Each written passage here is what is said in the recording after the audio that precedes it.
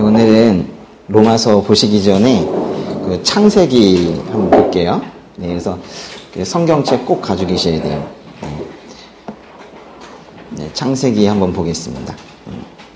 창세기에요, 1장 28절. 창세기 1장 28절. 하나님께서 하나님의 형상대로 이제 사람을 창조하신 후에 사람에게 뭐라고 명령하셨는지 확인해 보겠습니다. 창세기 1장 28절 시작. 하나님께서 그들에게 복을 주시며 그들에게 말씀하시기를 자식을 많이 낳고 번성해 땅에 가득하고 땅을 정복하라. 바다의 물고기와 공중의 새와 땅 위에 기는 모든 생물을 다스리라 하셨습니다. 이 말씀은요, 만물을, 우리 눈에 보이는 이 모든 것들 위에, 만물 위에 사람을 두시겠다라고 말씀하신 거예요. 그러니까 영적인 면에서 볼 때 사람도 동물이다 라는 말보다 어리석은 건 없을 거예요. 동물과 인간은요, 그 근본 자체가 다릅니다. 이렇게 시각기관이 있고 같이 숨쉬고 찌르면 피 나오는 이런 것들 공통점 때문에 비슷하다가 여기는 것은 그것만큼 무지한 게 없어요. 동물들은 문화를 만들지 못하죠. 인간이 힘이 세서 문화를 만듭니까? 물리적인 힘은 표범이 더 셀걸요. 그런데도 인간이 세상을 지배합니다. 왜 그럽니까? 인간이 힘이 가장 세지 않아요. 근데 왜 인간이 세상을 지배해요? 그게 하나님께서 만든 영적 질서예요. 하나님께서 그렇게 지배하라고 만들어 놓으셨기 때문에 단 한 번도 인간 위에 다른 동물이 더 위에 서지 못하고 지금까지 계속 이어져 오고 있는 것이고 앞으로도 영원히 그렇게 될 거예요. 1000년이 지나도 동물 사이에는 문화라는 게 전혀 생길 수가 없을 것이고 동물들이 하나님과 영적으로 교통하는 일도 절대로 없을 거예요. 돼지는 영원히 기도하지 않을 겁니다. 개는 영원히 말씀과 상관없이 살게 될 거예요.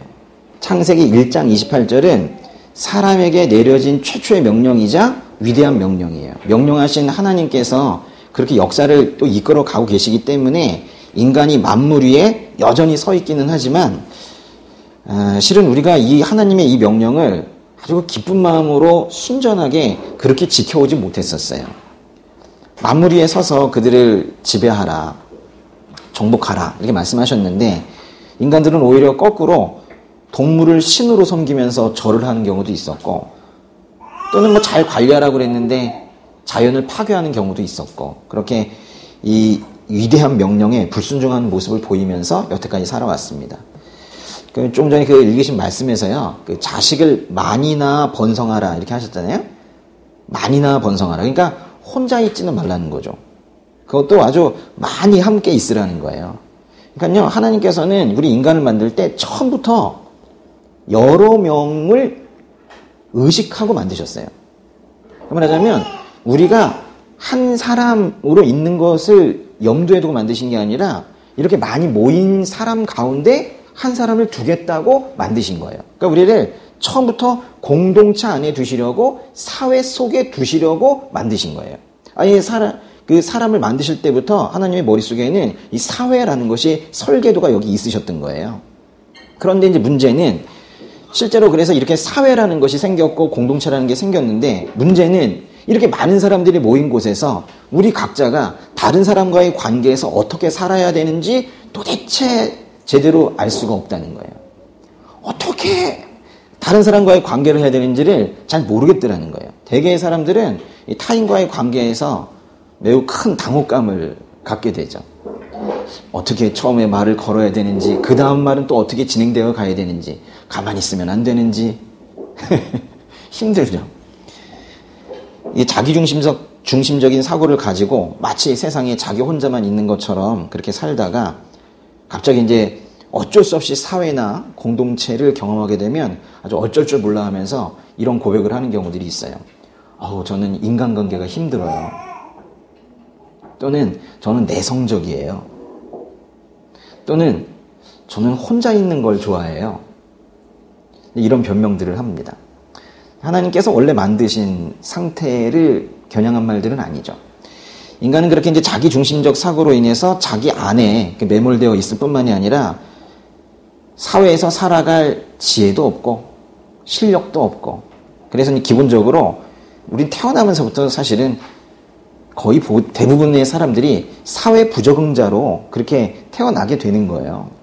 그러다 이제 어떤 사람들은 그래도 살아야지 뭐 이래가지고 어느 정도 이제 눈치껏 맞춰 살기도 하고, 어떤 사람들은 그걸 포기합니다. 눈치껏 사는 거를. 그래서 끝까지 자신과 이 사회가 충돌이 되다가 결국 지치고 말고 그러죠.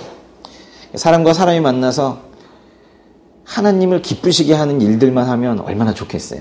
그런데 이제 우리 이제 다른 사람들과 만났을 때 마음이 맞지 않을 때가 있죠. 마음이 맞지 않으면은 질투해요. 질투하고 이제 폭행하고 속이고 뭐 그런 죄악을 저지르죠. 또 마음이 잘 맞으면 파벌 만들고 음란해지고 또 그런 죄악을 짓죠. 총체적인 난국이에요. 마음이 맞아도 문제고 안 맞아도 문제고. 그래서 이제 이 땅에 사람들이 번성해서 가득할 때 하나님께서 뭐라고 하셨냐면요. 좀 넘어가셔서 창세기 6장 5절. 창세기 6장 5절에요. 여호와께서 사람의 악이 세상에 가득한 것과 그 마음에 품는 생각이 항상 악하기만 한 것을 보셨습니다. 사람의 악이 세상에 가득한 것을 보셨고 마음에 품는 생각이 어떻게 악하대요? 항상 악하대요. 항상 악하기만 한 것을 보셨대요. 6절 7절도 읽어볼까요? 여호와께서 땅에 사람을 만든 것을 후회하시며 마음으로 아파하셨습니다. 여호와께서 말씀하셨습니다. 내가 창조한 사람을 땅 위에서 쓸어버릴 것이다. 사람으로부터 짐승과 기는 것들과 공중의 새들까지 다 그렇게 하겠다. 이는 내가 그들을 만든 것을 후회하기 때문이다. 하나님께서 사람 만든 걸 후회한다고 말씀하실 정도로 우리의 상황이 이렇게 처참한 걸 빨리 인정을 할 필요성이 있습니다. 그래서 이제 이 결과 일어난 것이 홍수 심판이에요. 홍수 후에 이제 살아남은 사람들이 다시 번성을 하기 시작했습니다. 그런데 홍수 이후에 지금 사람들이 크게 변했는가? 한번 심판을 경험하고 나서 크게 변동이 있었는가? 홍수에 사람들이 기껏해서 한 일이 뭐냐면요. 11장으로 가보세요. 창세기 11장의 4절. 그리고 그들이 말했습니다. 자, 우리가 우리를 위해 성을 쌓고 하늘까지 닿는 탑을 쌓자. 우리를 위해 이름을 내고 온 지변에 흩어지지 않게 하자. 하늘 높이 탑을 쌓는 거, 성을 쌓는 거, 그게 겨우 한 일이에요. 하나님께서요, 홍수 심판 내려도 아주 높이 쌓으면 그 위에 올라가면 된다는 거예요. 그래가지고 홍수 심판 또 와도 자기들은 살아남을 수 있다는 거예요. 그러면서 또 하나님만큼 또 한번 높아지겠다고 하면서 자기들의 이름을 한번 알려보겠다고 하면서 그렇게 탑을 쌓았습니다. 이걸 우리가 바벨탑 사건이라고 하는데요. 이때만큼은 또 얼마나 합심을 하는지 똘똘 뭉쳐가지고 바벨탑을 쌓아갔어요. 하나님께서 그 바벨탑 공사 현장에 내려오셨습니다. 이렇게 보고 있다가 너무 어처구니 없고 이러셔가지고 이렇게 하셨어요. 이렇게 흩으셨어요. 그래가지고 다 전 세계에 흩어져 버렸습니다. 그 창세기 11장 1절에 나오는 말씀처럼 세상에는 본래 언어가 하나였고 말이 같았었는데 이 바벨탑 사건 이후에 세상의 언어가 다양해져서 이렇게 각 경계마다 육신의 언어로는 소통하기가 어려운 지금 지경에 이르렀죠. 그래도 아직까지 또 그 처음에 같았던 언어가 하나였던 그때의 그 흔적들이 각 언어에 보면 다 있습니다. 또. 네. 그래도 이제 사람들의 죄악은 더욱 팽창해 갔고 하나님께서 가장 싫어하시는 죄악을 공공연히 행하기 시작을 했어요. 하나님께서 가장 싫어하시는 죄악이 뭐예요? 우상숭배입니다. 모든 피조물 위에 서서 그들을 정복하고 다스리라 그렇게 말씀하셨는데 사람들이 여기저기 모여서 기껏해서 한다는 게 그 피조물 위에 서는 게 아니라 피조물을 경배하고 숭배하는 일이었었어요. 태양을 바라보며 절하고 달을 바라보며 기도하고 각종 새와 짐승을 경배하는 거. 그게 겨우 사람들이 한 일이었단 말이에요. 지금부터 한 약 4,000년 전에 아브람이라는 사람이 있습니다. 아브람이라는 사람이 있었어요. 아브람. 이 사람은 어디에 살고 있었냐면요. 갈대아 우르라는 지역에 살고 있었는데 갈대아 우르가 어디냐면요. 여기 지도에서 이게 지중해이고요. 이쪽에 예루살렘이 있을 거예요. 이쪽에 이제 이집트, 나일강이 이렇게 흐르고 있고요. 그리고 이제 보시면은 이쪽에요. 이쪽에 이제 시나이 반도가 있고 이쪽에 이쪽에 조금 더 가시면은 여기 이쪽으로 이렇게 흘러가는 강이 있어요. 티그리스 강, 유프라테스 강이 있단 말이에요. 이쪽에 서 있어요. 여긴 쿠웨이트고 지금 여기 이 지역은 이라크인데 이 지역에서 아브라함이 살았었어요. 아브라함의 아버지 이름은 데라인데요.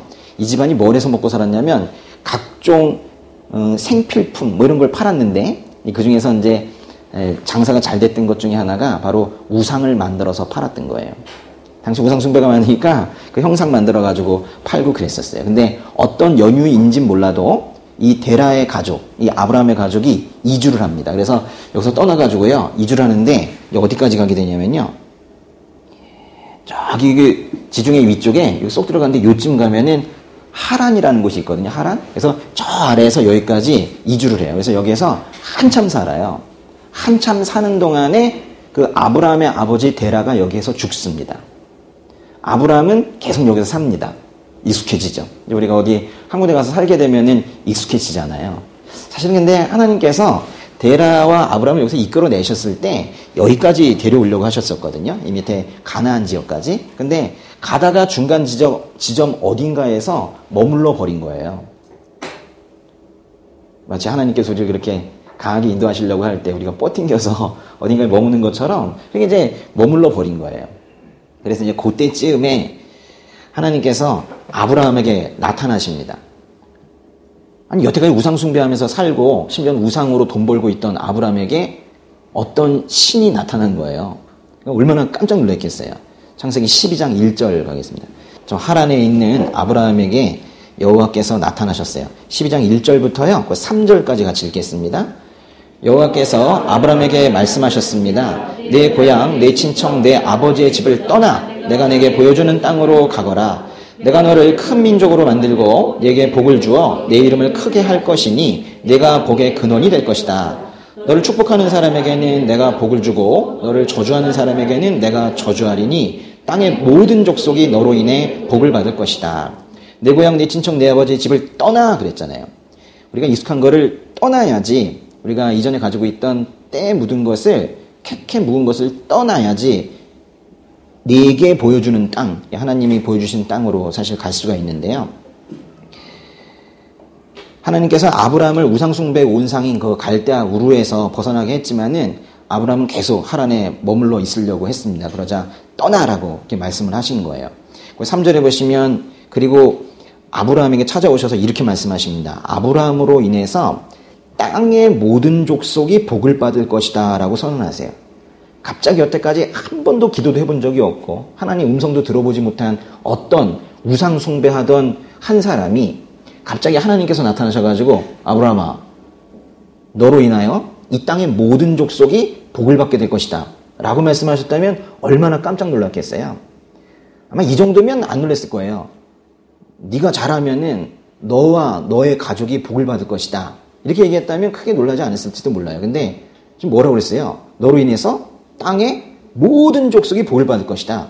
전 인류가 너로 인하여 복을 받을 것이다. 지금 그렇게 말씀하신 거예요. 아브라함은 결국 남쪽으로 내려와서 가나안 땅에 정착하게 되었고 바로 이 아브라함을 사용하셔서 또 아브라함의 자손을 통해서 인류를 구해내시려는 하나님의 구원 프로젝트가 이제 본격적으로 가동이 되는 거예요.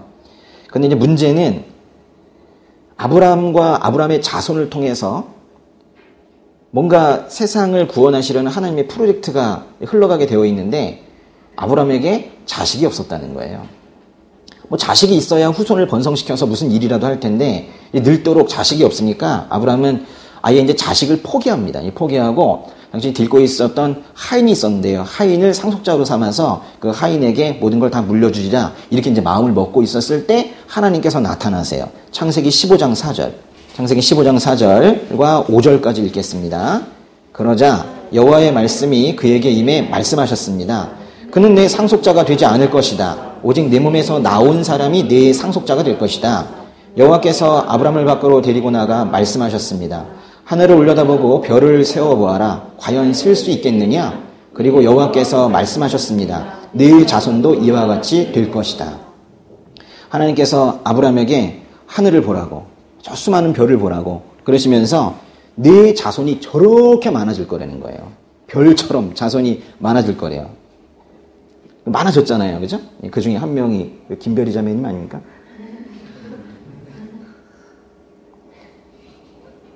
이름이 별이어서가 아니고 별이 자매도 그 별같이 많은 아브라함의 자손 중에 하나죠. 단군의 자손입니까? 저도 아브라함의 자손이고 여러분도 아브라함의 자손이죠.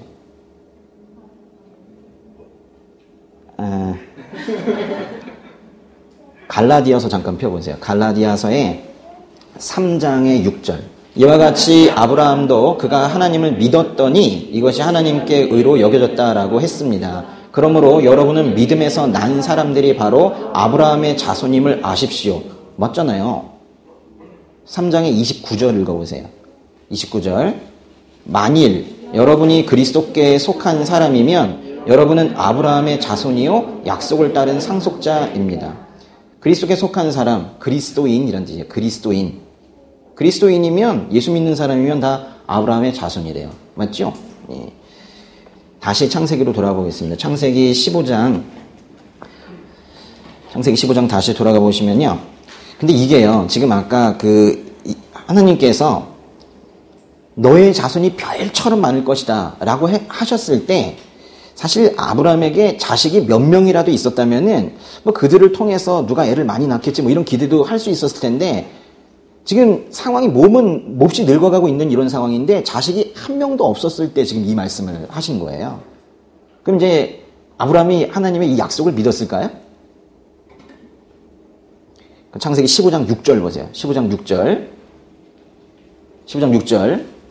아브라함이 여호와를 믿었습니다. 그래서 여호와께서 아브라함의 그런 믿음 때문에 그를 의롭게 여겼습니다. 성경에서도 뭐 다 중요한 말씀이지만 특별히 중요한 몇 개 말씀이 있는데 이거 아주 중요한 거예요. 창세기 15장 6절. 아브라함이 여호와를 믿었습니다. 그래서 여호와께서 아브라함의 그런 뭐 때문에? 믿음 때문에 그를 의롭게 여겼습니다. 그랬죠. 이 말씀을 두고요. 저 뒤쪽에 이제 히브리서에서는 뭐라고 그러냐면 그 믿음으로 아브라함이 비록 아내의 태도 다 다쳤고 단산되었고 너무 늙었지만 그래도 임신할 수 있는 능력을 얻었다. 그거는 하나님의 신실하심을 믿고 있었기 때문이다. 이런 말씀을 해요. 우리가 여기서 이제 꼭 기억해야 되는 것은 하나님께서 뭐 때문에 아브라함을 의롭게 여겼냐는 거예요. 뭐 때문이라고 그랬죠? 믿음 때문에. 그러니까 그의 혈통이 좋아서는 아니에요. 사실 아브라함은 우상 숭배하던 집안이었다니까요. 그는 그저 지금의 이 이라크 땅에서 그냥 우상팔이 하던 죄인에 불과했습니다. 그러나 아브라함은 자신에게 말씀하시는 그 하나님을 신실하신 분으로 여기고 그 하나님을 믿었대요.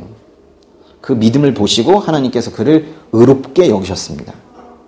의롭게 여기셨다. 이게 구원의 본질 아닙니까? 의롭게 여겨진 자가 구원을 받는 거예요. 그러니까 아브라함이 지금 의롭게 된 것은 어떤 행위에 의해서가 아니라 그 믿음으로 인해서 지금 의롭다는 인정을 받았어요. 근데 이제 1년이 지나고 2년이 지나고 그래서 이제 아브라함이 어떤 생각했겠어요? 별처럼 많은 자손이 언제 나오는지에 대해서 궁금했겠죠. 시간이 이렇게 흘러가는데 자식이 생기질 않는 거예요. 아브라함의 아내가 이제 사레인데요. 나중에 이름이 사라로 바뀌는데 이 사레가 그래서 도저히 참지 못하고 남편 아브라함에게 말을 합니다. 창세기 16장 2절. 사레가 아브라함에게 말했습니다.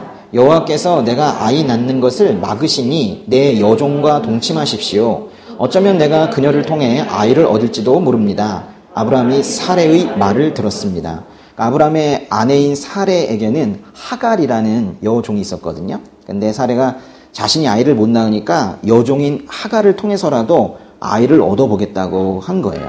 근데 지금 보니까 그렇게 제안을 했는데 아브라함이 거절할 수도 있었잖아요. 그건 안 돼요. 뭐 이렇게 얘기할 수 있었는데 16장 2절의 끝에 뭐라고 그랬어요? 아브라함이 사레의 말을 들었습니다. 여태까지 아브라함은요. 하나님의 말씀을 들었던 사람이거든요. 근데 지금 갑자기 근데 지금 육신의 생각에서 나온 육신의 아이디어, 사람의 말을 들은 거예요. 하나님께 그렇게 해도 되냐고 뭐 여쭤보지도 않았습니다. 그래서 아브라함은 하갈과 동침을 했고 그래서 낳은 아들이 그 아람 민족의 선조라고 하는 그래서 반목의 중심에 있는 바로 이스마엘입니다. 이스마엘. 창세기 16장 16절. 16장이 끝인데요. 16장 16절 시작. 하갈이 아브람에게 이스마엘을 낳아 주었을 때 아브람은 86세였습니다. 그렇게 하나님을 믿는다고 하면서 하나님의 약속이 이루어질 때까지 인내하지 못하고 인간의 생각으로 행동했던 이 아브람이 그 후에요. 13년 동안이나 무려 13년 동안이나 하나님의 음성을 듣지 못합니다. 그러나 이제 하나님께서는 아예 말씀 안 하시려고 한 게 아니라 어떻게 살아야 되는지 주시고 싶었던 것 같아요. 인간의 생각으로 사람의 아이디어로 그렇게 육신의 생각으로 움직이지 마라. 내 말을 들어야 된다라는 것을 알려주시고 싶으셔서 13년간의 답답한 그런 시간을 견뎌내게 하셨던 것 같아요. 그러나 이제 하나님께서는 아브람을 통해서 이 땅의 모든 족속에게 복을 주시겠다라는 그 약속하신 거, 그거를 잊지 않으셨습니다. 그러나 아브람이 육신의 생각으로 움직이자 안 된다라고 말씀을 하신 거예요. 침묵으로 말씀하신 거예요. 육신의 생각은 하나님을 적대합니다. 그래서 그런 생각으로는 하나님 말씀에 순종을 할 수가 없어요. 또 그렇게 육신 안에 사는 사람들은 로마서에서 말하기를 하나님을 기쁘게 할 수 없다. 하나님을 기쁘시게 할 수 없다. 그렇게 말해요. 근데 이제 13년이 지나서 하나님께서 아브라함에게 오셨어요. 아브라함. 그때 이제 아브라함이 얼마나 깜짝 놀랐을까요? 13년 만에 들은 하나님의 음성인데, 아브라함. 그랬더니, 네, 그렇게 했죠. 창세기 17장 1절, 2절 읽겠습니다. 1절, 2절. 아브라함이 99세 때 여호와께서 그에게 나타나 말씀하셨습니다. 나는 전능한 하나님이다. 너는 내 앞에서 온 마음으로 순종하며 깨끗하게 행하여라. 내가 나와 너 사이에 언약을 맺을 것이다. 그리고 내가 너를 심히 크게 번성하게 하겠다. 하나님의 마음은 여전히 변하지 않으셨습니다. 그냥 아브라함의 어떤 버려야 될 그럴 부분만 지금 말씀하신 거예요. 그러자 창세기 17장 3절에 보니까 아브라함이 얼굴을 땅에 대고 엎드렸대요. 뭐 자세히 나와 있지 않지만 많은 생각이 오고 갔을 거예요. 그렇죠? 지난 13년의 그런 답답함도 생각이 됐을 거고요. 그래서 하나님께서 그에게 다시 말씀하십니다. 4절, 5절 읽겠습니다. 보아라, 내가 이제 너와 언약을 세우니 너는 수많은 나라들의 조상이 될 것이다. 이제 더 이상 내 이름이 아브람이라 불리지 않을 것이다. 내 이름은 아브라함이라 불릴 것이다. 내가 너를 많은 나라들의 조상으로 삼았기 때문이다. 이름이 바뀌는 부분인데요. 아브라함 이름이 뭘로 바뀌었어요? 아브라함. 그래서 이제 여태까지는 아브라함이라고 읽었지만은 이제 달라졌어요. 여기 뭐냐면요. 좀 뭐 아버지다 뭐 이런 뜻이 아버지. 근데 람, 이건 많이 다른 표현인데요.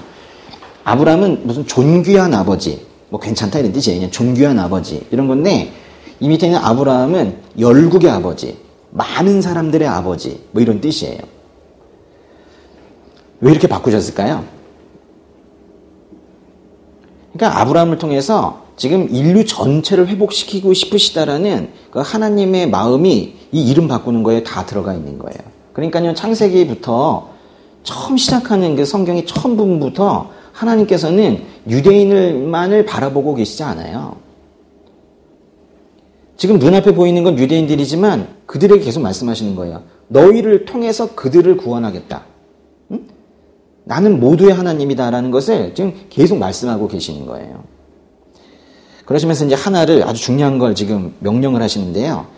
창세기 17장 펴놓고 계시죠? 17장에 9절부터 좀 긴데 9절부터 14절까지 읽겠습니다. 9절부터 14절 시작. 하나님께서 아브라함에게 말씀하셨습니다. 그러므로 너와 내 뒤에 올 내 자손은 내 언약을 지켜야 할 것이다. 나와 너 사이에 그리고 내 뒤에 올 자손 사이에 맺은 내 언약 곧 너희가 지켜야 할 언약은 이것인데 너희 가운데 모든 남자는 다 할례를 받아야 한다. 너희는 포피를 베어 할례를 행하여라. 이것이 나와 너희 사이에 맺은 언약의 표시가 될 것이다. 집에서 태어난 사람이든 내 자손이 아닌 이방 사람에게서 돈 주고 산 사람이든 상관없이 대대로 너희 가운데 모든 남자아이는 태어난 지 8일 만에 할례를 받아야 한다. 내 집에서 태어난 사람이든 돈 주고 산 사람이든 다 할례를 받아야 한다. 그렇게 해야 내 언약이 너희 몸에 영원한 언약으로 새겨질 것이다. 할례받지 않은 남자 곧 그 몸에 포피를 베지 않은 남자는 내 언약을 어긴 것이기 때문에 그 백성들 가운데서 끊어질 것이다. 아멘. 길지만 한마디로 하면 뭐 하라는 거예요? 할례를 하라. 예. 하나님께서 지금 아브라함에게 할례라는 걸 지금 하라고 하세요. 할례는요, 할 자체가 뭔가 베어낸다 뭐 이런 뜻입니다. 예. 할례는 그 남자의 생식기를 덮고 있는 그 살가죽 끝을 잘라내는 뭐 그런 풍습이에요. 하나님께서는 하나님의 언약의 징표이자 아브라함과 그 자손이 하나님께 속한 백성이라는 징표로 이 할례를 하라고 명령을 하셨습니다. 이건 사실 하나님께서 주신 몸에서 몸의 일부를 잘라내라는 그런 명령이신데요. 몸에 칼을 대어서 피를 흘리고 뭔가를 잘라버리는 이런 할례라는 의식. 이거는 하나님에 대한 어떤 헌신의 마음, 나를 다 드리겠다는 이런 마음이 아니면 쉽지 않은 것이거든요. 그래서 이게 헌신의 징표이기도 합니다. 99세가 된 아브라함은요, 이 말씀을 듣고는 즉시 할례를 했습니다. 하나님께서는 곧 이름이 사라로 바뀐 아브라함의 아내, 그 아내의 태를 바로 여셨어요. 할례하라, 할례했고 바로 임신하게 하셨어요. 그리고 태어난 아들이 이삭입니다. 이삭. 아브라함이 그래서 이삭을 낳았고 이삭은 야곱을 낳고 야곱은 요셉을 낳았습니다. 이집트에서 총리가 된 요셉을 따라서 야곱의 가족들이 모두 이집트에서 살게 됐는데 그 이집트에서 약 300여 년 동안 그 사는 동안에 이스라엘 자손이 아주 많아졌어요. 크게 번성했죠. 그 이집트에 그래서 이스라엘 백성들이 매우 많아졌습니다. 성경에서는 조금 과장해가지고 가득했다 뭐 이렇게 표현을 했어요. 그러자 이제 이집트 왕이 긴장을 한 거예요. 이집트의 파라오 왕이 안 되겠다 해서 이스라엘 민족을 억압하기 시작을 했습니다. 거기에서 가장 힘든 일, 아주 힘든 밭농사나 벽돌 굽는 거 이런 것들을 시켰어요. 그래도 안 되겠는 거예요. 그래서 이집트 왕이 이스라엘 민족이 더 이상 번성하지 못하도록 이스라엘 민족이 아들을 낳으면 다 죽이라고 명령을 내렸습니다. 이 즈음에 그 명령이 내려졌을 때 태어난 한 아기가 바로 모세입니다.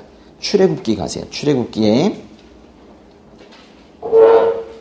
출이집트기라고 되어 있죠. 우리나라 성경에서는 출애굽기의 2장 1절 2장 1절부터요 3절까지 읽어보겠습니다. 시작. 그때 레위 지파의 한 남자가 레위 사람의 딸과 결혼하게 됐습니다. 여자가 임신해 아들을 낳았는데 그 아기가 너무나 잘생겨 3개월 동안 숨겨두고 키웠습니다. 그러나 더 이상 숨길 수 없게 되자 여자는 갈대 상자 하나를 준비하고 거기에다 역청과 송진을 바르고 아기를 그 안에 뉘었습니다. 그리고 갈대 상자를 나일 강둑을 따라 나 있는 갈대 사이에 두었습니다. 모세의 엄마의 이름은 요게벳인데요. 요게벳은 아기 모세를 그 갈대 상자에 넣어서 나일 강둑의 그 갈대 사이에 두었습니다. 이 갈대 상자를 히브리어로 테바라고 하는데요. 테바. 이 단어는요, 성경에서 두 군데밖에 안 쓰입니다. 여기처럼 모세를 강물에 빠지지 않게 보호하고 있던 이 갈대 상자를 테바라고 하는데, 이 테바라는 단어가 또 어디에 쓰이냐면 홍수 심판 때 노아의 가족을 태우고 있던 그 방주 있죠. 그 방주를 테바라고 그랬어요. 두 개가 다 구원과 관련되어 있는데요. 이 나일강에 떠있던 이 방주, 이 테바에 뉘어있던 이 아기 모세는 그 옆을 지나가던 이집트 공주에게 발견이 됩니다. 그래서 모세가요, 유대인, 즉 이스라엘 민족인 이 모세가 이집트 왕실에서 자라게 됩니다. 모세가 어른이 되었을 때 하루는 자기 민족인 그 이스라엘 사람을 어떤 이집트 사람이 때리고 있는 거예요. 아무리 이집트 왕실에서 자랐어도 자기 민족이 당하는 걸 그냥 보고 있을 수 없어서 살인을 했습니다. 그래서 이집트 사람을 죽이고 나서 살인자로서, 범죄자로서 도망치듯 왕궁을 빠져나옵니다. 그래서 광야에 가서 오랜 세월 그 양떼를 치는 일을 하게 돼요. 어디에 있었냐면요, 이쪽이 이게 시내반도인데 이쪽이 미디안 광야가 이쪽에 있거든요. 이쪽에 가가지고 양떼를 치는 일을 한동안 하게 됩니다. 하나님께서 목축업을 하고 있던 그 모세에게 하루 나타나셨어요. 떨기나무의 불꽃의 모습으로 이렇게 나타나셨어요. 그래서 모세에게 뭐라고 말씀하셨냐면, 내가 너와 함께 할 테니 다시 이집트로 돌아가서 내 백성을 구해와라 말씀하셨어요. 이집트에 가 있다가 살인자로 도망쳐 나와서 미디안 광야에서 양떼치고 있던 그 모세에게 다시 이집트에 가가지고 내 백성 불러와라 이렇게 말씀하셨다는 거예요. 그래서 모세가 뭐라 그랬냐면 제가 뭘 한다고 갑니까? 왜 하필 절 고르셨나요? 이러면서 뻗팅겼지만 하나님께서는 포기하지 않으시죠. 그래서 하나님께서 결국 모세를 이집트로 보냅니다. 이집트 왕에게 대놓고 이스라엘 백성 내놔라 이렇게 이제 말하려고 이제 모세가 가는 거예요. 가는 도중에 가고 있습니다. 가는 도중에 이제 가다가 밤이 되니까 야영을 해야 되잖아요. 이제 가는 도중인데 출애굽기 4장 24절로 한번 가보세요. 그때 아주 특이한 일이 하나 일어나요. 출애굽기 4장 24절에서 26절까지 가는 도중에 한 야영지에서 여호와께서 모세에게 나타나 모세를 죽이려 하셨습니다. 그러자 모세의 아내 십보라가 돌칼을 가져다가 자기 아들의 포피를 베어 모세의 발에 대며 당신은 제게 피난편이군요 라고 말했습니다. 결국 여호와께서 모세를 놓아주셨습니다. 그때 모세의 아내가 피난편이라고 한 것은 할례를 가리키는 것입니다. 좀 당황스러운 사건인데요. 하나님께서는 지금 모세를 한 민족을 구하는 리더로 세우셨잖아요. 임명하셨단 말이에요. 그런데 이제 모세가 이집트로 가는 것이 이게 바로 이 사역을 개시하기 직전인데 갑자기 죽이려고 하신 거예요. 아니 사명을 주시고 갑자기 죽이려고 하신 거예요. 그 이유가 할례를 행하지 않았기 때문이래요. 그 아들에게 할례를 행했어야 되는데 모세가 아들에게 할례를 행하지 않았기 때문에 죽이시려고 했다는 거예요. 사람들이 이 구절을 보면서 좀 너무하신 거 아닌가 뭐 이런 이야기들을 하고는 합니다. 그런데 이 상황이 지금 아주 심각하다는 걸 빨리 눈치챈 것이 모세의 아내 십보라인데요. 모세의 아내가 빨리 그 아들을 할례를 했어요. 보통 이제 어머니는 할례하는데 참여하지 않지만은 이 모세의 아내가 눈치 빠르게 재빨리 돌칼로 아들에게 할례를 행한 겁니다.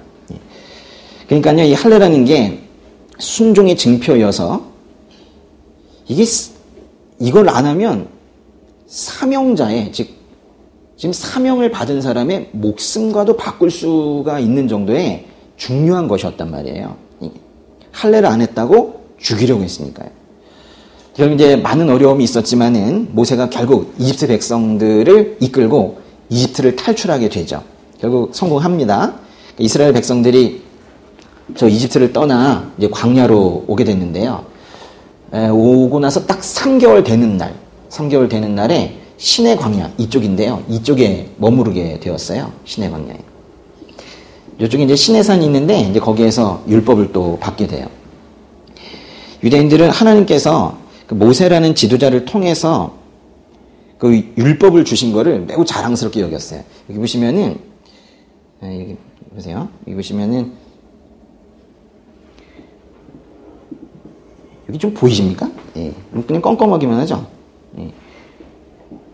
안 보이세요? 예. 좀 시꺼멓죠? 예, 산이. 누군가는 그런 얘기도 해요. 정말 하나님께서 뜨거운 불로 오셔가지고 여기 다 그을렸다고 얘기도 하는데, 뭐, 틀린 말 아닌 것 같아요. 근데 여기 이제 시내산이 있어요. 그리고 이쪽이 이제 시내 광야이고, 그런데 요즘엔 또 여기가 아니고, 진짜 시내산은 또 이 미디안 광야 쪽에 이쪽이다 뭐 이렇게 또 얘기하는 사람들도 있고 그래요. 그래서 여기 아니면 여기인데요. 전통적으로는 이쪽이 시내산이라고 하고 어떤 사람들은 이쪽이라고 하고 뭐 이렇게 얘기를 합니다. 어쨌거나 여기든 여기에 모세가 올라가서 거기서 율법을 받게 됩니다. 율법을 받고 나니까요. 하나님께서 뭔가 직접적으로 주신 게 있잖아요. 그러니까 뿌듯한 거예요. 그래서 율법을 가지지 못한 다른 사람들을 자신들보다 한 단계 아래로 여기기 시작을 했어요. 사실 관심조차 없을 정도로 그렇게 여기기 시작을 했어요. 그도 그럴 것이 생각해보면 세상에 얼마나 많은 민족이 있어요. 그 많은 민족 중에 유대 민족을 꼭 집어가지고 하나님께서 부르시고 그렇게 또 율법까지 주시고 하셨으니까 하나님으로부터 먼저 선택받았다라는 그 사실이 얼마나 자랑스러웠겠어요. 뭐 자랑스러워해도 될 것 같아요. 하나님으로부터 어떤 경우는 징계를 받아도 기쁜데요. 그죠? 떠나지 않으셨기 때문에. 근데 이거는 말씀을 받았으니까 이거는 자랑할 만하죠. 이건 큰 복입니다. 예. 모세가 하나님으로부터 율법을 받은 장소를 성경에서는 정확하게 신의 산이라고 이제 부르는데요. 한번 율법 받는 장면을 한번 볼게요. 출애굽기에요. 19장 18절로 가보세요. 세 절 같이 읽겠습니다. 출애굽기 19장 18절부터 20절 시작. 신의 산은 온통 연기로 뒤덮여 있었습니다. 이는 여호와께서 불로 신의 산 위에 내려오셨기 때문입니다. 연기가 화로 연기처럼 위로 치솟아 오르고 산 전체는 몹시 흔들리며 나팔 소리는 점점 더 커져갔습니다. 그때 모세가 말했고 하나님께서 음성으로 모세에게 대답하셨습니다. 그리고 여호와께서 신의 산 꼭대기로 내려오셨습니다. 여호와께서 모세를 산 꼭대기로 부르셨기에 모세는 산으로 올라갔습니다. 하나님께서는 위에서 내려오시고 모세는 밑에서 올라가고 해서 산에서 만나셨습니다. 하나님께서는 모세에게 주의사항을 하나 주는데요. 나는 뜨거운 불이니 백성들이 어느 선 이상으로는 올라오지 못하게 하라 라는 이제 주의를 주시고는 계속 말씀하시는데요. 출애굽기 20장의 1절 보세요. 20장의 1절부터 3절까지 시작. 그리고 하나님께서 이 모든 말씀을 하셨습니다. 나는 너를 이집트에서 종살이하던 집에서 이끌어낸 내 하나님 여호와다. 너는 내 앞에서 다른 어떤 신도 없게 하여라 부터 시작을 해서 10계명을 주시고 그 다음 말씀들은 몇 장에 걸쳐서 우상에 대한 규례, 제단에 대한 규례, 종에 대한 규례, 상해에 대한 규례, 배상은 어떻게 해야 되는지, 여러 가지 사회적 책임에 대한 규례, 절기는 어떻게 지켜야 되는지 이런 것들에 대해서 아주 상세한 그런 율법을 주세요. 단순히 10계명에 10줄을 주신 것이 아니라 사람이 살아갈 수 있는, 공동체를 살아갈 수 있는, 사회를 이끌 수 있는 그런 법을 주세요. 그러니까 하나님께서 단순하게 번성하라, 모여 살아라 이렇게 말씀하신 것이 아니라 그것을 살아갈 수 있는 방도, 방책을 주신 거예요.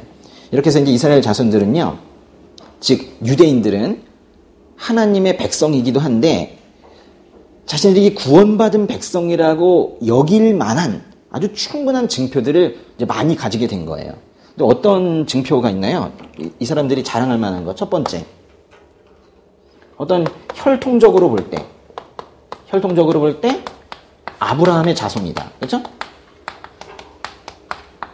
근데 예수 그리스도로 인해서 우리도 이제 아브라함의 자손이라고 불리고 있지만은 이전에는 그러지 못했거든요. 그러니까 그들만이 아브라함의 자손이다. 또 좀 전에 뭘 명령했어요? 이들에게만. 뭘 하라? 할례를 하라. 그래가지고 이 언약의 표시로서 이 할례를 하고 있었잖아요. 할례. 그 몸의 자체에 하나님의 언약의 징표를 가지고 있었어요. 할례. 그 어린아이들 하게 되는 포경수술 비슷한 그런 모습인데요. 이제 그런 거를 이제 하게 한 거예요. 그 다음에 세 번째로는 율법을 가지고 있었죠. 모세를 통해서 주신 율법을 가지고 있다는 사실. 뭐 이 정도만 되면은 이 사람들이 이제 뿌듯한 거예요. 그리고 이것만으로도 우리는 구원받은 인생이다. 이렇게 생각을 한 거예요. 혈통, 할례, 율법은 유대인들로 하여금 나는 구원받은 인생이다라고 자부할 만큼 아주 충분한 그런 일이었어요. 그 후에 이제 시간이 흘러서 유대인들은 하나님께서 본래 유대인들에게 준 가나안 땅으로 결국 들어가게 됐는데요. 근데 이제 그동안에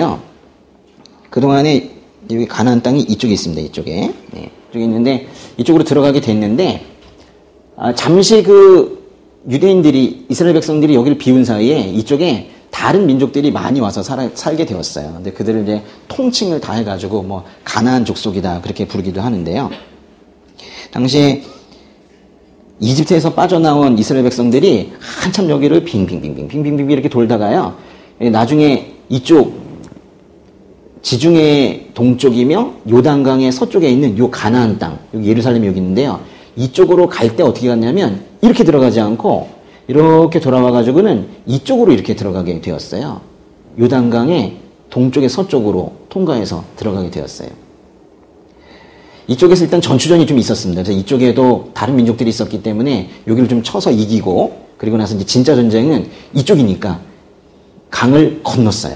여기 건너면은 여기 바로 건너자마자 이쪽에 이제 여리고가 있고요. 요 건너자마자 여리고 가기 전에 길갈이라는 곳이 있거든요. 길갈. 네, 길갈. 네.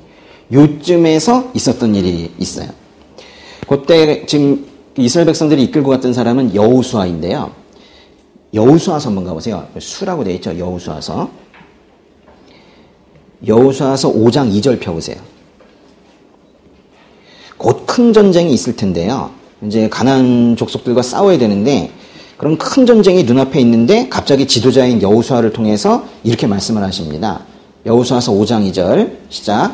그때 여호와께서 여호수아에게 말씀하셨습니다. 너는 돌칼을 만들어 이스라엘 백성들에게 다시 할례를 시행하여라.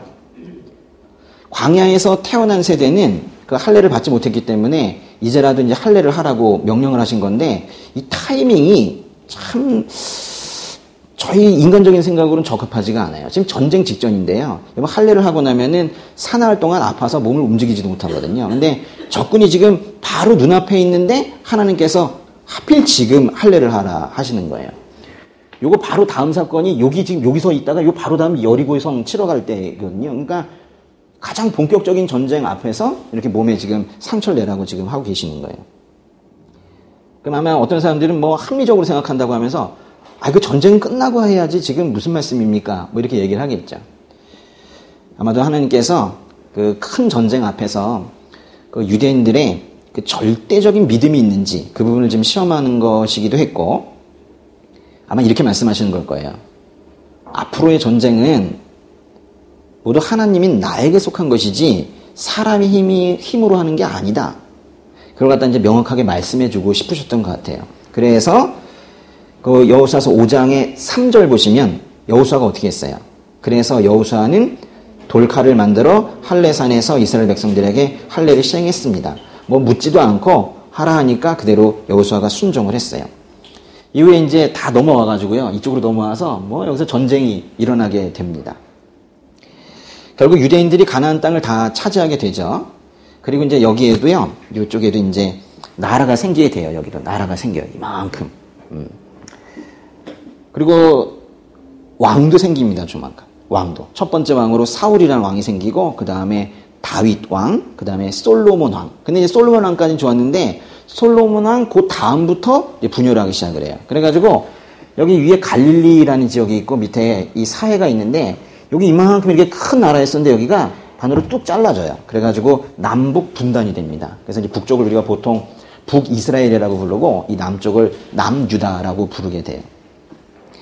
그 분열된 그 왕국을 또 위쪽에 있었던 우리식으로 따진다면 오랑캐라고 부르는 그런 사람들이 또 쳐들어오게 되는데 당시에요.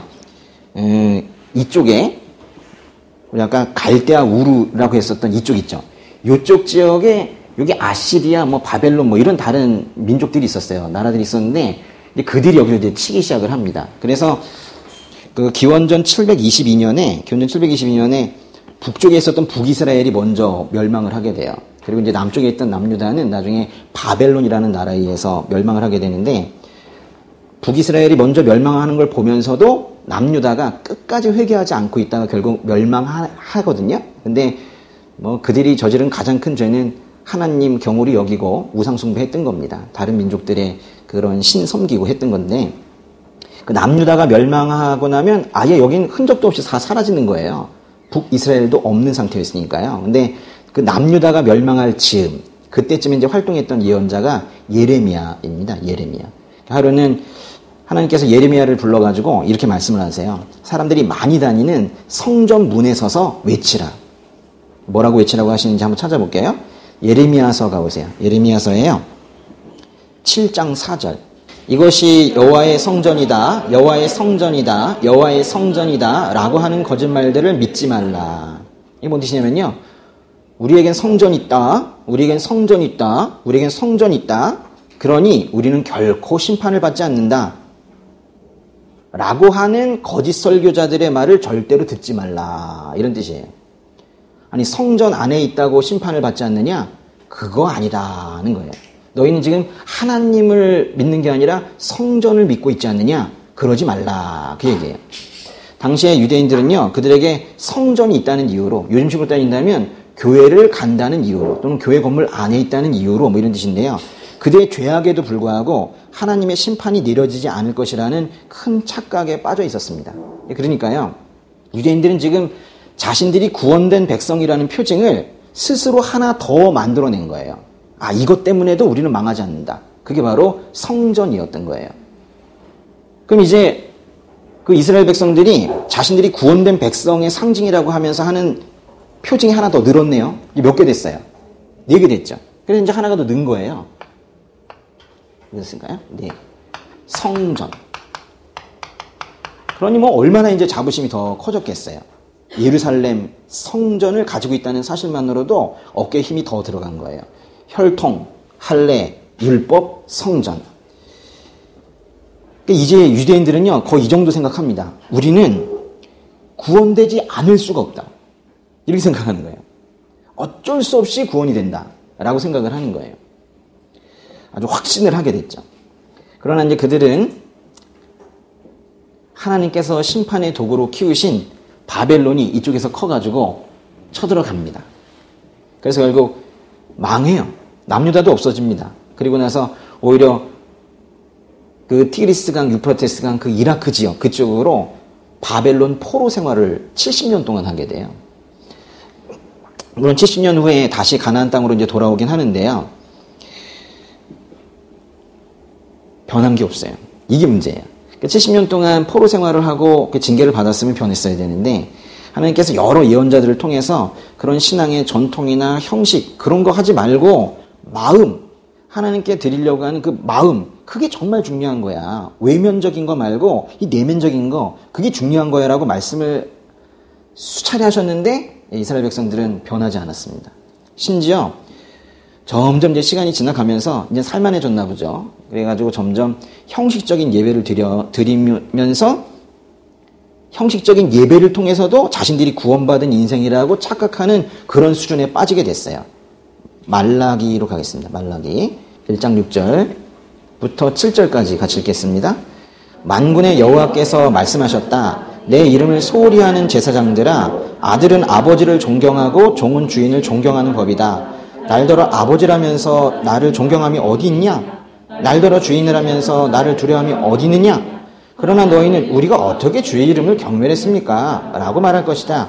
너희는 내 제단에 부정한 빵을 올렸다. 그러고도 너희는 우리가 어떻게 주를 더럽혔습니까? 라고 말한다. 너희는 여호와의 식탁을 소홀히 해도 된다고 생각한다. 하나님 입장에서는 전혀 자신을 경외하지도 않고 소홀히 하고 있는데 너희는 나를 왜 그렇게 소홀히 하고 하나님 아버지를 아버지로 여기지 않느냐 그랬더니 무슨 말씀이세요? 이러면서 자기들은 그런 적이 없다는 거예요. 자기들은 똑바로 하고 있었다는 거죠. 그래서 이제 하나님께서 화나셨어요. 그래가지고 그 1장의 10절 읽어보세요. 너희 가운데 누가 성전 문들을 닫아서 내 제단에 쓸데없이 불을 지피는 일이 없었으면 좋겠다.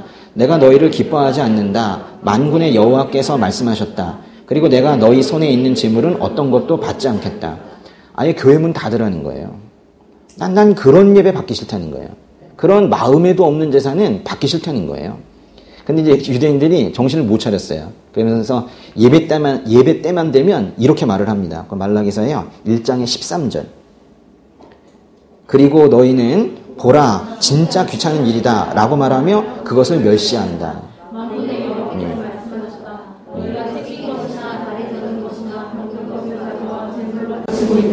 내가 내 손에서 너희를 나가게 하겠느냐 여호와께서 말씀하셨다.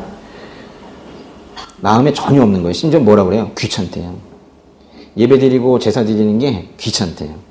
이러면서 구약성경이 끝난 거예요. 근데 구약성경이 딱 이렇게만 끝나면 우리에게 소망이 없는데 그 말라기서 맨 끝에 뭐라고 해요? 하나님께서 한 사람 보내줄게 그러시잖아요. 예수님 보내신다는 얘기가 아니고 예수님의 이제 앞을 예수님의 길을 여는 세례 요한 보내겠다는 말씀을 그렇게 하시면서 그렇게 끝나게 됩니다. 여기 보세요. 벌써 이제 4개잖아요. 우리는 구원될 수밖에 없어. 뭐 이런 그런 생각을 아주 확고한 생각을 가지게 하는 요인이 4개였었는데 지금 하나가 더 늘어난 거예요. 뭐예요? 제사.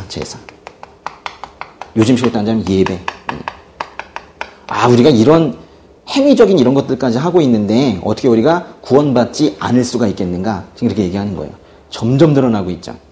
혈통, 할례, 율법, 성전, 그리고 제사. 이 정도 되니까 유대인들은 이런 것들을 이제 가지고 있다는 사실만으로 자신들의 그 내면은 부패해가고 있는데도 불구하고 하나님에 대한 사랑은 조금도 없는데도 불구하고 우리는 괜찮아 이렇게 하고 있었던 거예요. 그렇게 이제 구약에 기록된 시대가 끝나고 구약 성경과 신약 성경 사이에서 로마 제국이 세워집니다. 로마 제국의 첫 번째 황제 때인 아우구스투스 황제 때 예수님이 태어나셨고 디베리 황제 때 예수님이 십자가에서 죽으셨어요. 예수님이 죽으시기 전에 약 3년간 우리가 공생애라고 부르는 그 기간 동안에 여기 갈릴리 지방과 이 사해 지방을 오가시면서 예수님께서 가르쳐 주신 게 뭐냐면요. 뭐 그걸 하나하나 다 얘기하기 너무 힘든데 사실 가르쳐 주신 게 뭐냐면 진짜 하나님을 믿는다는 게 뭔지 진짜 하나님을 믿는다는 게 뭔지 사실 그걸 가르쳐 주신 거예요. 그거는 이제 진짜 믿는다는 건 이런 거예요. 그것은 예수님께서 하나님의 아들이신 것처럼 우리 모두가 양자의 영을 받아 하나님의 자녀가 되는 것이다. 하나님의 자녀가 되는 것을 알고 믿는 것이다. 자녀로 사는 것이다. 자녀이다. 이게 진짜 하나님 믿는 것이라는 걸 그걸 가르쳐 주신 거예요. 그러시면서 여전히 형식적인 종교 생활하면서 하나님의 백성이고 나는 구원된 사람이야. 이렇게 착각하고 있는 당시의 유대인들에게 이제 말씀하세요. 아주 호통을 치시는데요. 마태복음에 23장 23절, 23장 23, 24. 시작. 너희에게 화가 있을 것이다. 율법학자와 바리새파 위선자들아. 너희는 박하와 회양과 근체의 11조를 바치면서 율법 가운데 더 중요한 정의와 자비와 신의는 무시해버렸다. 그러나 11조도 바치고 이런 것들도 소홀히 하지 말아야 했다. 앞을 못 보는 인도자들아, 너희가 하루살이는 걸러내고 낙타는 삼키는구나. 하나님에 대한 사랑도 없고 고아와 가부에 대한 긍휼함도 없고 가난한 자에 대한 배려도 없고 인정도 없고 그저 종교의 형식만 남은 그런 유대인들아, 너희는 하나님께서 율법을 주셔서 이방인들을 인도하라고 그렇게 명령했더니 남을 인도하기는커녕 24절에 보면 너희가 앞도 못 보는구나 이렇게 지금 책망하시는 거예요. 좀 뒤에 27절 읽어보세요. 27절. 너희에게 화가 있을 것이다. 율법학자와 바리새파 위선자들아, 너희는 하얗게 칠한 무덤과 같다. 겉은 그럴듯해 보이지만 속은 죽은 사람의 뼈와 온갖 더러운 것들로 가득 차 있다. 예수님께서는 종교 지도자들에게 회칠한 무덤 같다고 그러는 거예요. 속에는 다 썩고 시체가 있지만 겉에만 이렇게 허연색을 칠해가지고 좀 그럴듯하게 번듯하게 보이는, 겉에만 그럴듯하게 포장했지만 속에는 사망과 더러움이 가득한 그런 위선적 종교 생활에 좀 역겹다고 지금 말씀하시는 거예요. 그런데 예수님께서 이렇게 진노하신 것은 그들로 인해 그 종교 지도자들, 그런 위선적인 종교 생활을 하는 그런 지도자들로 인해서 잘만 신앙생활했다면 천국 갈 수 있었던 그 많은 성도들이 오히려 지금 지옥 가고 있지 않느냐. 지금 너희들로 인해서 많은 성도들의 천국 문이 닫혀지고 있다. 이래서 지금 진노하신 거예요. 그리고 결국 십자가에 죽으셨죠. 그리고 약 20여 년이 지났을 때 예수님을 핍박하던 한 사람이었는데 부활하신 예수님을 다메섹 도상에서 만나고, 제가 계속 다메섹 도상이라고 하는데 그게 어디냐면요.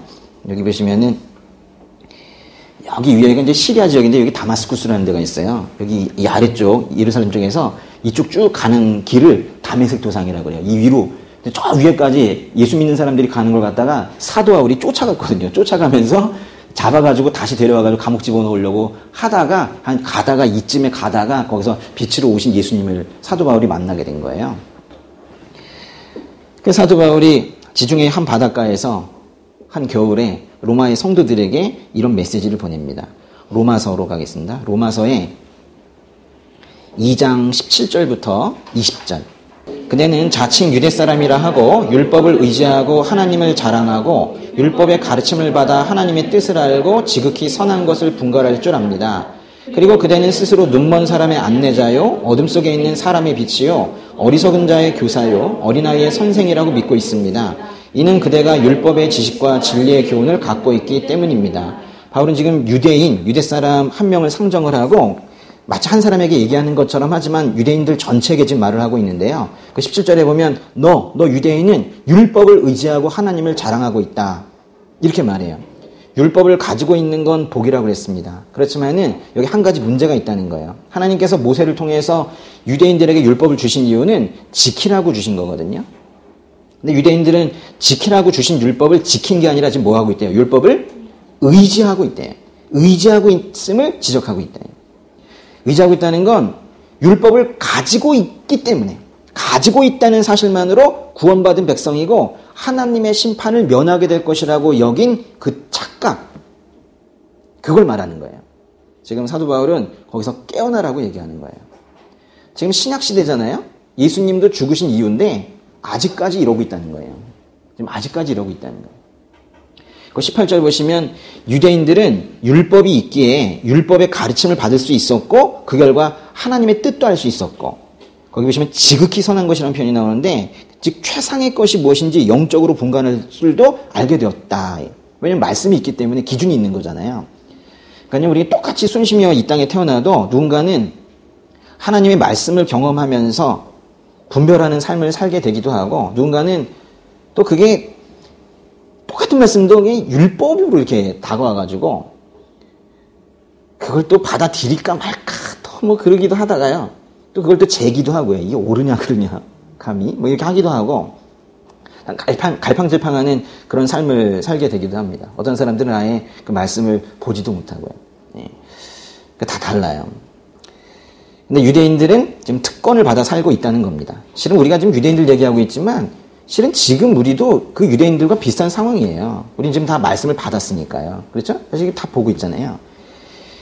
그 19절과 20절에도 계속해서 유대인의 특권이 열거되고 있는데요. 유대인은 19절에 보시면 눈먼 사람의 안내자, 또 어둠 속에 있는 사람의 빛, 20절에 어리석은 자의 교사, 어린아이의 선생, 다 좋은 표현들이네요.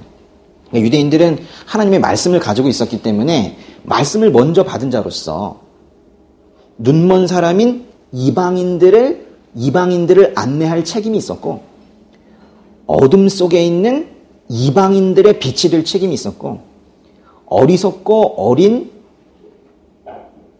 어린아이 같은 이방인을 가르치고 인도할 그런 책임이 있었던 거예요.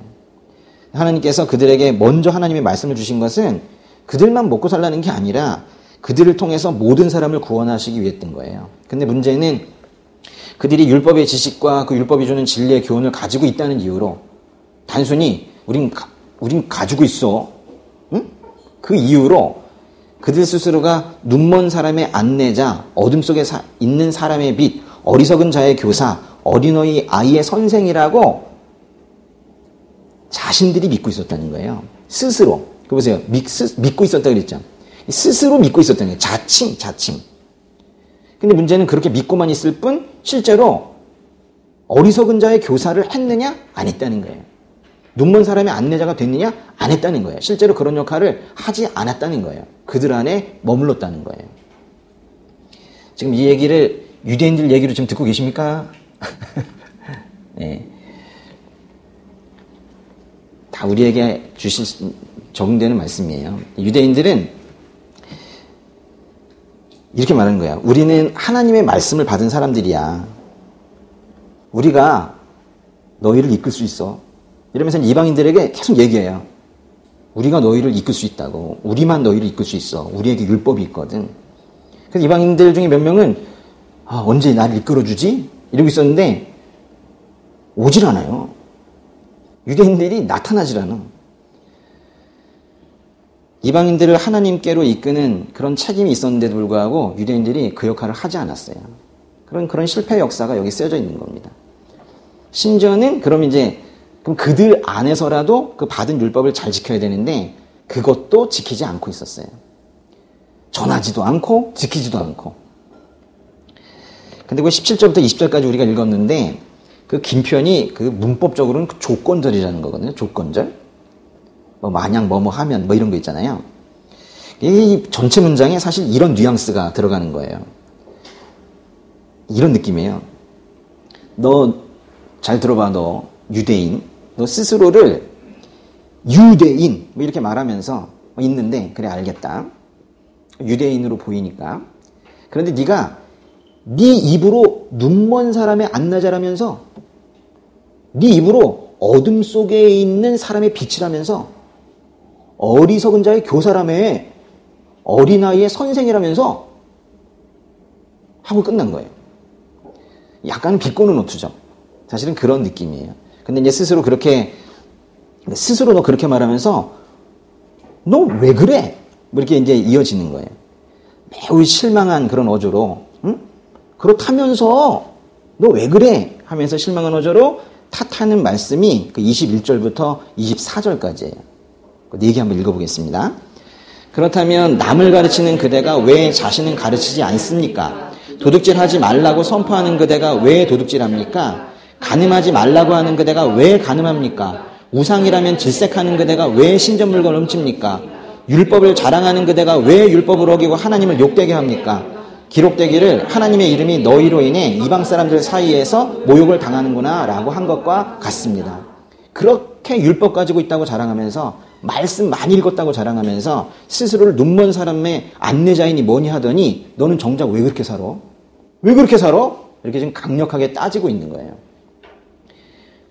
저는 이 로마서를 요새 계속 읽잖아요. 무섭습니다, 저는. 이 로마서의 이 어조가요, 막 이게 계속 읽다 보면 그 묵상되면서 어조가 느껴질 때가 있잖아요. 이 내용 이렇게 보는 거랑 이 어조가 느껴지면 좀 달라요. 이게 말씀에서 어조를 느껴야 돼요. 왜냐면 우리가 똑같은 말도 그냥 밋밋하게 읽는 거랑 거기다가 어조를 넣어서 읽으면 분위기가 다르잖아요. 그렇죠? 안녕? 다르잖아요. 근데 사실 이제 그걸 이제 느끼면서 읽어야 되거든요. 근데 여기 참 무섭습니다. 그러니까 남에게 이렇게 살라 저렇게 살라 가르치면서 너는 왜 그렇게 못 살아? 이렇게 얘기하는 거예요. 어떤 식으로든 일주일 내내 뭔가 가르치고 있는 저희 입장에서는 뜨끔뜨끔한 거예요. 이걸 보면서. 그래서 뭐라 그래요? 도둑질하지 말라고 선포하면서 너는 왜 도둑질해?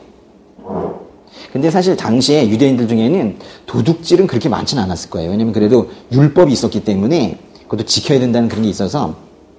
그러니까 이제 나는 도둑질 같은 건 안 하는데요. 뭐 이렇게 얘기했을 거예요. 그랬더니 이제 안 훔쳤다고? 물건을 안 훔쳤다. 그래 이제 물건을 안 훔쳤다고 하지만은 하나님께서 너에게 주신 그 말씀, 그 복음, 그거 네가 혼자 가지고 있으라고 준 거 아니잖아. 그거 네 거 아니거든. 근데 그걸 너 혼자 그렇게 끌어안고 있는 건 아직 말씀 받지 못한 사람들에게서 구원의 소망을 도적질하는 거야. 그렇게 말하는 거예요. 너 간음하지 말라고 하면서 너는 왜 간음하고 있어? 저 간음 안 했는데요? 몸으로만 하는 게 간음이 아니라 마음으로 간음하고 심지어 영적으로 간음하면서 살고 있잖아. 이렇게 책망하는 거예요. 우상숭배를 그렇게 말로는 욕하면서 왜 우상숭배하는 신전에 들어가서 물건을 훔쳐오고 있어? 저는 신전에 들어가서 그런 거 안 훔치는데요. 우상숭배를 욕하면서 우상숭배하는 저 세상, 그 세상에 있는 그 문화에서 어떻게든 돈 되는 건 가져보려고 너 애를 쓰고 살잖아. 세속적인 가치관 그대로 달고 살잖아. 또 이렇게 책망하는 거예요. 결론적으로 이거예요. 네가 율법 없는 자들과 도대체 다른 게 뭐냐? 이 위선자야. 이렇게 얘기하는 거예요. 이렇게 겉과 속이 다른 유대인들의 위선을 고발을 하고 있습니다. 그러면서 이제 바울이 한 단계 더 나아가서 그래서 유대인들이 계속 자부하고 있었던 것들이 있었는데 그 중에서 이건데요. 할례. 요거에 대해서도 또 한마디 또 하십니다. 또 25절부터 로마서 2장 25절부터 27절까지 읽어볼게요. 3절. 그대가 율법을 행하면 할례는 가치가 있습니다. 그러나 그대가 율법을 어기면 그대의 할례는 무할례와 같습니다. 할례 받지 않은 사람이 율법의 요구를 지킨다면 그의 무할례가 할례로 여겨지지 않겠습니까? 본래 할례 받지 않은 사람이 율법을 지키면 율법의 조문과 할례를 소유하고도 율법을 어기는 그대를 심판하지 않겠습니까? 이 문장의 구조가 왔다 갔다 하긴 하는데요. 이런 얘기입니다.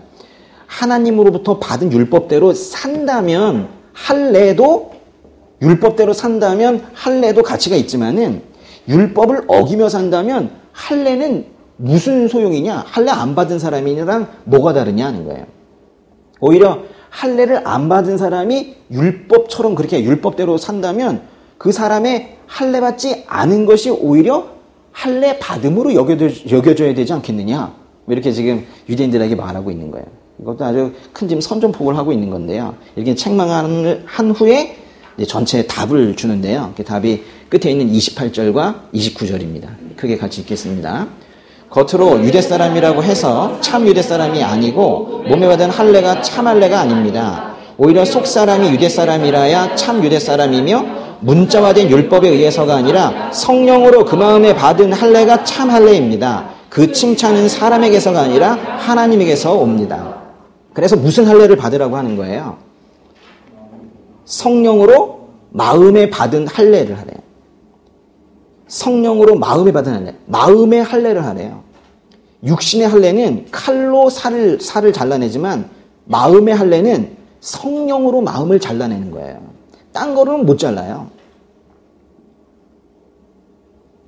근데 잘라낸다는 건요. 하나님께서 육신의 할례를 얘기할 때에도 말씀하실 때에도 내가 만든 몸이니까 잘라라 얘기하는 거예요. 제 몸인데 저를 왜 아프게 하시고 제 몸의 일부를 잘라내게 하세요. 이렇게 생각하면 못 자르는 거거든요. 사실은 소유권을 지금 말씀하고 계시는 거예요. 내가 함부로 건드리진 않겠지만 그것이 누구 소유인지는 확실하게 알라는 거예요. 그 육신도 내 소유니까 내 명령대로 자르라. 너의 마음도 내 거니까 내가 말하는 대로 자르라. 이렇게 말씀하시는 거예요. 그러면 잘라 가시면 되는데 직접 안 하신단 말이에요. 우리 성경 읽으면서 계속 누차 지금 확인하고 있지만 하나님께서는 우리의 자발성을 요구하고 계세요.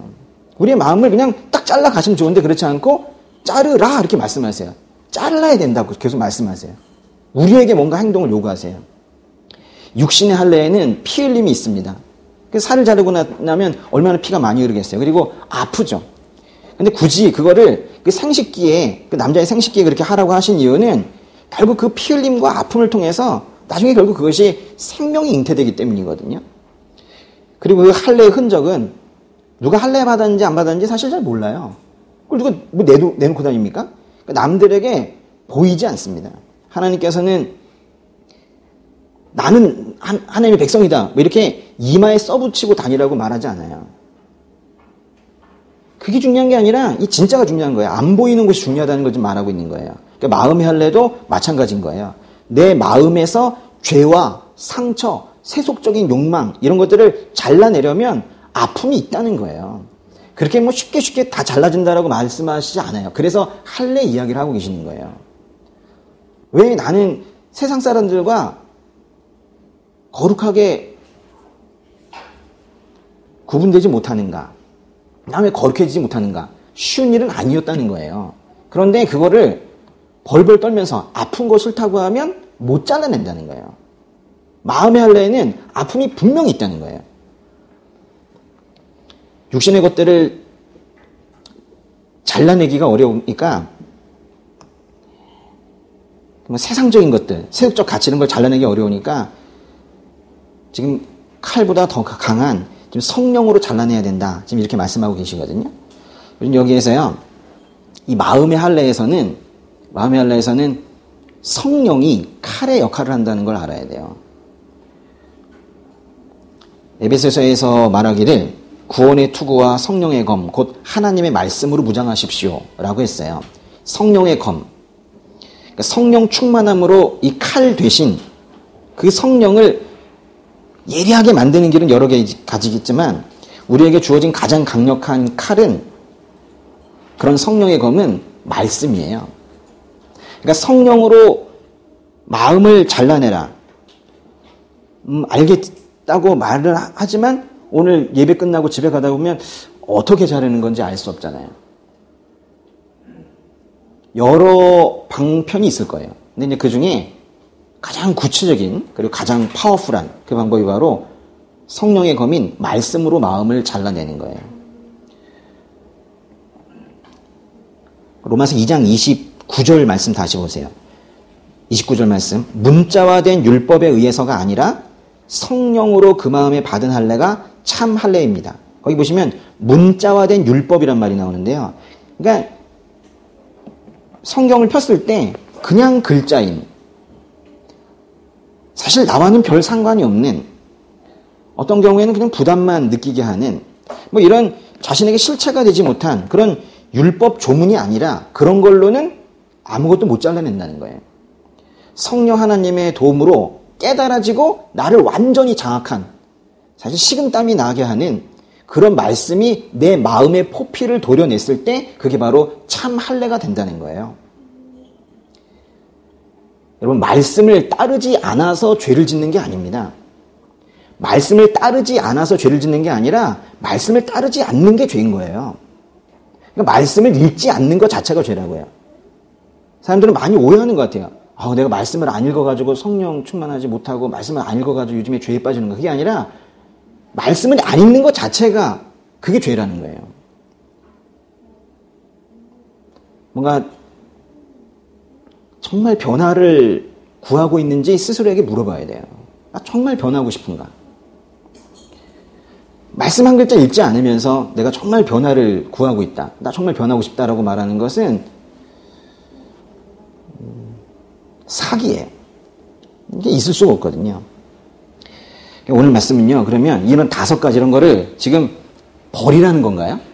필요 없다는 거예요? 오히려 역설적으로 다 필요하다는 거예요.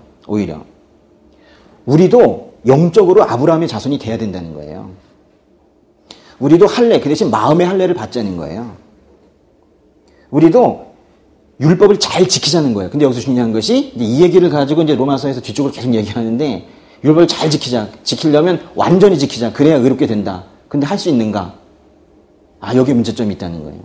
그래서 율법을 잘 지켜서 행위로서 의롭게 될 수 있는 사람이 이 세상에 한 명도 없으므로, 의인은 없나니 한 명도 없으므로, 그래서 우리에게 예수님이 필요하다라는 이야기가 이제 이 뒤쪽에 계속 나올 거고, 성전 필요하다 이게요.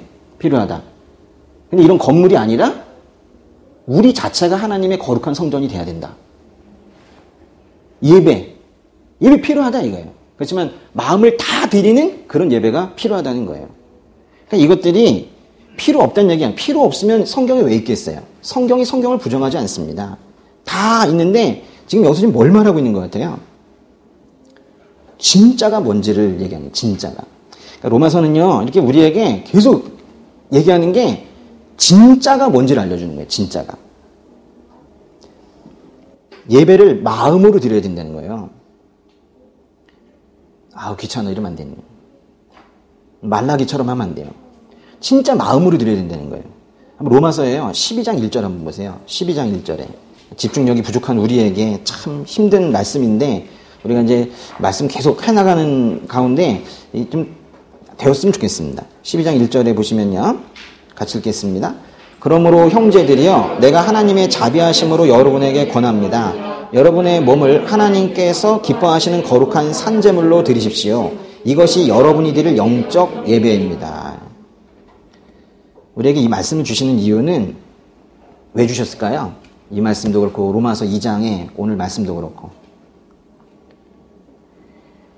우리가 진짜 예수 그리스도의 혈통이 될 수 있고, 우리가 진짜 마음의 할례를 받을 수 있고, 진짜 말씀이신 예수님을 우리 안에 모시고 살 수 있고, 우리가 진짜 성전이 될 수 있고, 우리가 진짜 예배를 드릴 수 있기 때문에 주시는 거예요. 기대하고 계신다는 거예요. 이게 지금 우리에게 너희는 못한다라는 걸 책망하시려고 주는 책이 아니에요. 지금 이런 걸 들으면서 속이 후련해야 돼요. 변해야겠다. 진짜가 있구나. 우리에게 진짜가 되라고 그렇게 기대하고 계시는구나. 성경은 하나님께서 우리에게 기대하신다고 말해요. 한꺼번에 다 이룰 수는 없지만은 매주 이렇게 말씀으로 이 마음을 도려내고 버릴 것들이 무엇인지를 계속 고민하면서 한 주 한 주 지나갈 때 이 로마서뿐만 아니라 성경을 통해서 하나님께서 우리에게 그 기대하시는 그 부분이 나날이 늘어갈 거예요. 그렇게 되시기 바랍니다.